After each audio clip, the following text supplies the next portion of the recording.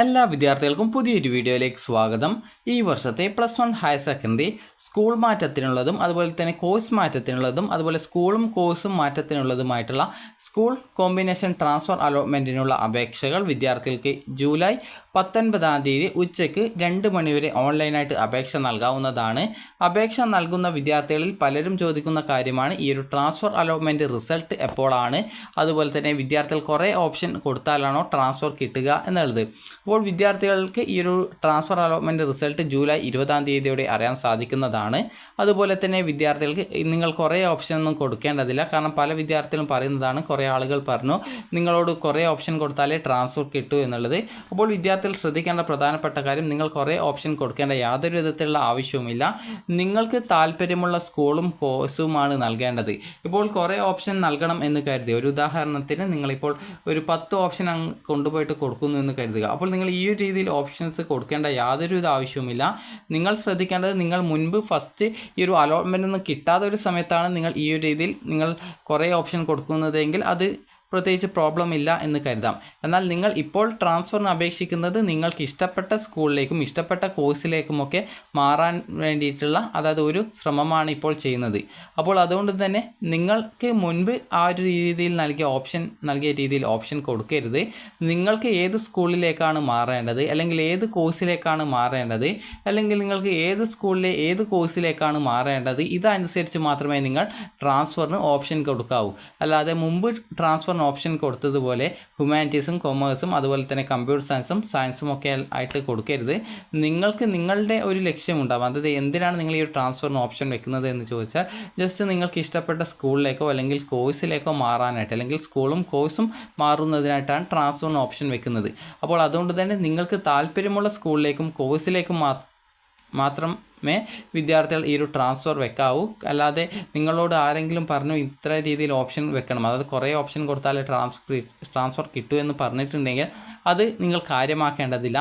കാരണം നിങ്ങൾക്ക് ട്രാൻസ്ഫർ അപേക്ഷിക്കുന്നത് നിങ്ങൾക്ക് ഇഷ്ടപ്പെട്ട സ്കൂളിലേക്ക് ഇഷ്ടപ്പെട്ട കോഴ്സിലേക്ക് ട്രാൻസ്ഫർ കിട്ടാൻ വേണ്ടിയിട്ടാണ്. അല്ലാതെ നിങ്ങൾക്ക് ഏതെങ്കിലും സ്കൂളിലേക്ക് അലോട്ട്മെൻറ്റ് കിട്ടുക എന്നുള്ള ലക്ഷ്യമല്ല ഇതിനുള്ളത്.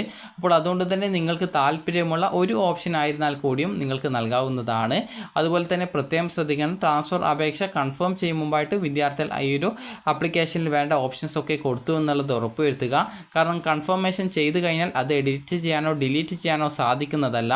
അതുപോലെ തന്നെ പല വിദ്യാർത്ഥികളും പറഞ്ഞിട്ടുണ്ടായിരുന്നു, അറിയാതെ ഒന്നാമത്തെ ഓപ്ഷൻ ഞാൻ ഹ്യൂമാനിറ്റീസ് കൊണ്ടുപോയി കൊടുത്തു എന്നുള്ളത്. അപ്പോൾ അതുകൊണ്ട് തന്നെ വിദ്യാർത്ഥികൾ ശ്രദ്ധിക്കേണ്ട കാര്യം, നിങ്ങൾ അറിയാതെ കൊണ്ടുപോയിട്ട് ഹ്യൂമാനിറ്റീസ് ഒന്നും കൊടുക്കേണ്ടതില്ല.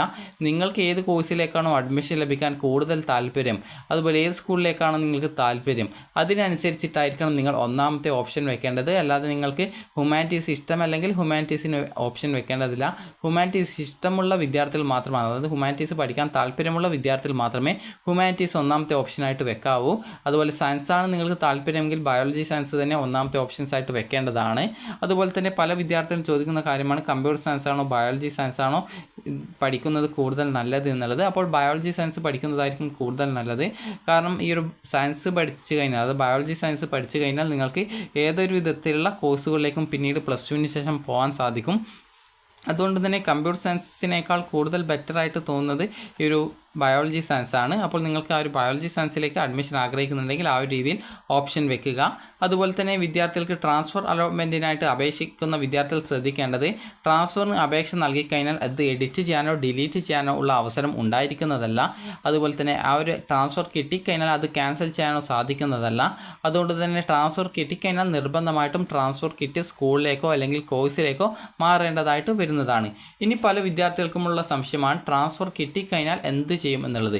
അപ്പോൾ ട്രാൻസ്ഫർ നിങ്ങൾക്കിപ്പോൾ ഒരു സ്കൂളിൽ നിന്ന് മറ്റൊരു സ്കൂളിലേക്കോ അല്ലെങ്കിൽ ആ സ്കൂളിലെ മറ്റൊരു കോഴ്സിലേക്കോ കിട്ടുകയാണെങ്കിൽ, നിങ്ങൾക്കിപ്പോൾ നിലവിൽ പഠിക്കുന്ന സ്കൂളിൽ തന്നെ മറ്റൊരു കോഴ്സിലേക്കാണ് കിട്ടുന്നതെങ്കിൽ എക്സ്ട്രാ ആയിട്ടൊരു ഫീസ് അടക്കേണ്ടതായിട്ട് വരും. അതായത് നിങ്ങൾക്കിപ്പോൾ ഒരു ഉദാഹരണം പറയുകയാണെങ്കിൽ, നിങ്ങൾക്കിപ്പോൾ ഈ ഒരു സയൻസ്, അതുപോലെ തന്നെ അതായത് ബയോളജി സയൻസ്, അതുപോലെ തന്നെ കമ്പ്യൂട്ടർ സയൻസ്, അതുപോലെ തന്നെ കൊമേഴ്സ്, അതുപോലെ തന്നെ ഈ ഒരു ഹ്യൂമാനിറ്റീസ്, ഈ ഒരു രീതിയിലാണ് കോഴ്സസ് വരുന്നത്. അപ്പോൾ നിങ്ങൾക്ക് ഇത് താഴെ നിന്ന് മുകളിലോട്ടേക്കാണ് കിട്ടുന്നതെങ്കിൽ നിങ്ങൾക്ക് ഈ ഒരു എക്സ്ട്രാ ഫീസ് വരും. അതേസമയം മുകളിൽ നിന്ന് താഴോട്ടേക്കാണ് ഉള്ള കോഴ്സിലേക്കാണ് അലോട്ട്മെൻറ്റ് കിട്ടുന്നതെങ്കിൽ ഈ ഒരു എക്സ്ട്രാ ഫീസ് വരില്ല. അതായത് ഉദാഹരണം പറയുകയാണെങ്കിൽ ബയോളജി സയൻസിൽ നിന്ന് കമ്പ്യൂട്ടർ സയൻസിലേക്കോ അല്ലെങ്കിൽ കൊമേഴ്സിലേക്കോ ഹ്യൂമാനിറ്റീസിലേക്കോ അല്ലെങ്കിൽ കമ്പ്യൂട്ടർ സയൻസിൽ നിന്ന് കൊമേഴ്സിലേക്കോ ഹ്യൂമാനിറ്റീസിലേക്കോ ഒക്കെ വരികയാണ് എങ്കിൽ നിങ്ങൾക്ക് ഈ ഒരു ഫീസ് എക്സ്ട്രാ വരില്ല. അതേസമയം ഹ്യൂമാനിറ്റീസിൽ നിന്ന് കൊമേഴ്സിലേക്കോ കമ്പ്യൂട്ടർ സയൻസിലേക്കോ സയൻസിലേക്കോ ഈ ഒരു രീതിയിൽ താഴെ നിന്ന് മുകളിലോട്ട് പോകുന്ന രീതിയിൽ നിങ്ങൾക്ക് അലോട്ട്മെൻറ്റ് കിട്ടുകയാണെങ്കിൽ, ട്രാൻസ്ഫർ കിട്ടുകയാണെങ്കിൽ എക്സ്ട്രാ ആയിട്ട് ഒരു 150 രൂപയോ അല്ലെങ്കിൽ 130 രൂപയോ ഒക്കെ മാത്രമാണ് നിങ്ങൾക്ക് എക്സ്ട്രാ ആയിട്ട് ഫീ ഇനത്തിൽ വരുള്ളൂ. അതേസമയം നിങ്ങൾക്ക് മറ്റൊരു സ്കൂളിലേക്കാണ് അലോട്ട്മെൻറ്റ് കിട്ടുന്നതെങ്കിൽ നിങ്ങൾ നിലവിൽ അഡ്മിഷൻ നേടിയ സ്കൂളിൽ നിന്നും അഡ്മിഷൻ ഫീസ് ഒഴികെയുള്ള ബാക്കി എല്ലാ ഫീസുകളും നിങ്ങൾക്ക് തിരിച്ചു തരും. അതുപോലെ നിങ്ങളുടെ ഡോക്യുമെൻറ്റ്സും തിരിച്ചു തരും. അതും എടുത്തുകൊണ്ട് വിദ്യാർത്ഥികൾ പുതുതായിട്ട് ഏത് സ്കൂളിലേക്കാണ് ഏത് കോഴ്സിലേക്കാണ് അലോട്ട്മെൻറ്റ് കിട്ടിയത് ആ ഒരു സ്കൂളിൽ പോയിട്ട് അഡ്മിഷൻ എടുക്കേണ്ടതാണ്. പോകുന്ന സമയത്ത് ആദ്യം അഡ്മിഷൻ ഫീസ് അടച്ചതിൻ്റെ റെസിപ്റ്റ് കൂടി കൊണ്ടുപോകാനായിട്ട് ശ്രദ്ധിക്കേണ്ടതാണ്. അപ്പോൾ വിദ്യാർത്ഥികൾക്ക് ട്രാൻസ്ഫർ അലോട്ട്മെൻറ്റ് കിട്ടിയിട്ടില്ലെങ്കിൽ നിലവിലെ സ്കൂളിൽ തന്നെ തുടർന്ന് പഠിക്കാവുന്നതാണ്. അങ്ങനെയുള്ള വിദ്യാർത്ഥികൾക്കും അതുപോലെ തന്നെ ട്രാൻസ്ഫറിന് അപേക്ഷിച്ചിട്ടുള്ള ഇപ്പോൾ അലോട്ട്മെൻറ്റ് കിട്ടിയ വിദ്യാർത്ഥികൾക്കും ആവശ്യമെങ്കിൽ സെക്കൻഡ് ട്രാൻസ്ഫർ വരുന്ന സമയത്ത് അപ്ലൈ ചെയ്യാവുന്നതാണ്. അപ്പോൾ വിദ്യാർത്ഥികൾക്ക് ഈ ഒരു വീഡിയോ ഉപകാരപ്രദമായിട്ടുണ്ടെന്ന് കരുതുന്നു.